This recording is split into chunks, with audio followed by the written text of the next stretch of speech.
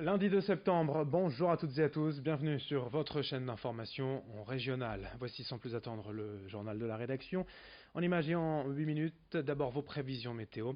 Avec une belle journée de rentrée pour tous, le soleil va dominer aujourd'hui dans la région. Le ciel sera bien dégagé, malgré quelques cumulus discrets dans l'après-midi. La journée sera belle et ensoleillée, avec des températures peut-être un peu fraîches ce matin au réveil, mais de saison cet après-midi, 17 degrés à Boulogne, 19 à Dunkerque et à Calais, 21 degrés cet après-midi à Lille. Les prévisions météo complètes bien sûr après ce journal. L'actualité est marquée d'abord en ce lundi 2 septembre par la rentrée scolaire. Ce matin dans la région, précisément 836 617 élèves de la maternelle au lycée sont attendus en classe. Une rentrée presque ordinaire à quelques détails près, car plusieurs réformes entrent en vigueur en ce lundi. On en reparle juste après ce journal, dès le prochain quart d'heure.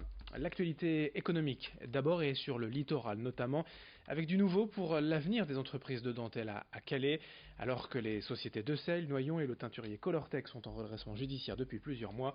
Le groupe industriel Cochet vient de déposer une offre de reprise pour les 3 sociétés. Le projet permettrait de sauver 120 emplois, mais entérinerait aussi la disparition de la marque Decelles, où seuls 10 salariés seraient conservés et aucun en production. Le groupe Cochet propose en fait d'injecter 1 million d'euros, mais compte aussi sur la participation du conseil régional à hauteur de 600 000 euros.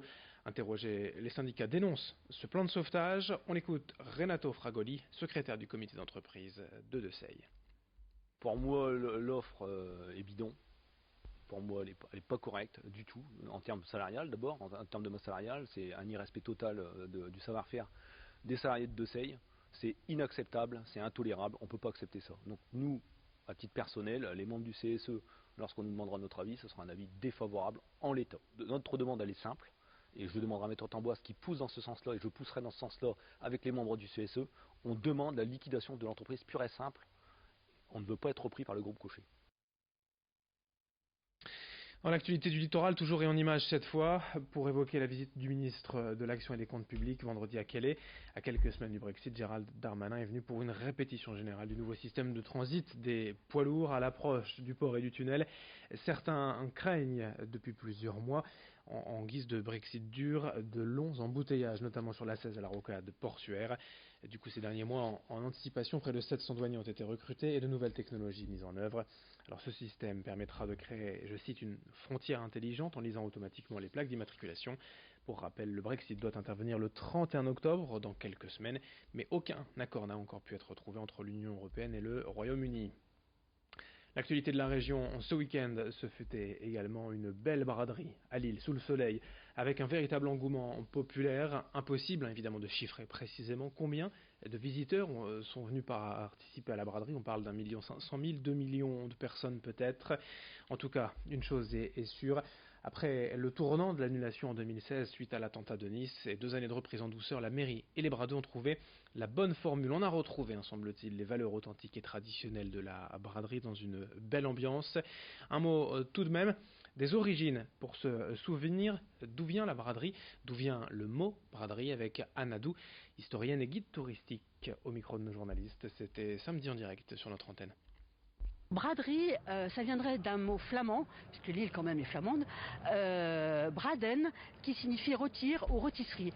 Là on remonte au XVe siècle, où il y a 2 commerçants qui ont demandé l'autorisation de pouvoir s'installer sur la rue et de vendre des volailles rôties pour nourrir toute cette bonne population qui venait à la fête. Il fallait quand même bien les nourrir. D'autant plus que comme chacun sait, chez nous les fêtes flamandes, ça s'accompagne toujours d'une montagne de victuailles et un peu de boisson avec modération, bien entendu. Donc on va rôtir surtout des volailles, de la viande, mais aussi des harengs. Qu'on va retrouver les harengs par exemple à la fin au XIXe siècle, accrochés parfois dans le dos de certains bradeux qui étaient un peu idiots, on va dire. Voilà. Et puis comme tous les ans, la braderie, c'est aussi les courses 10 km et semi-marathon.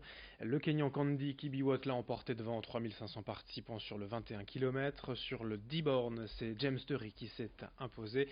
Cette année, les courses faisaient le retour dans le centre de l'île, boulevard Carnot. Et il y avait un parrain de prestige pour cette édition 2019, le champion du monde français du 800 mètres, Pierre-Ambroise Boss, interviewé à l'arrivée par Vincent Vieillard. Les gens sont incroyables ici, l'accueil est fabuleux. Franchement, j'ai vraiment pas à me plaindre. En plus, là pour cette édition, il fait hyper beau. Ah, c'est le rêve, c'est le rêve. Je suis à 1 mois des championnats du monde, 1 mois pile, donc 4 semaines d'entraînement. C'est ce genre de journée, ça me détend, ça me fait un peu sortir du contexte de l'entraînement et le facteur émotionnel est très important chez moi, donc j'ai plus qu'à me préparer. C'est un super honneur qu'on me fait là parce que voilà, les gens, comme je vous ai dit, j'ai l'impression d'être aimé ici, quoi. C'est comme une petite famille, donc ils font confiance à mon image, à ma personnalité, et moi je vais essayer de leur rendre du mieux que je peux. On enchaîne dans cette édition avec tout autre chose. Souvenez-vous, en 2004, Lille était capitale européenne de la culture et nous découvrions la condition publique à Roubaix.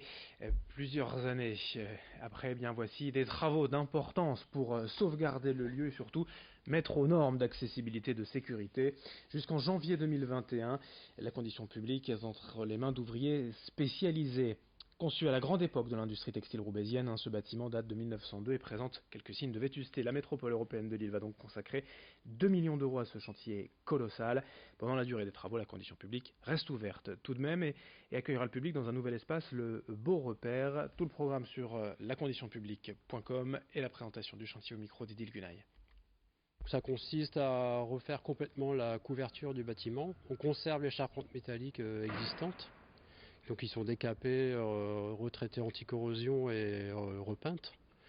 Ensuite on traite complètement les façades, on restaure les menuiseries des 2 façades.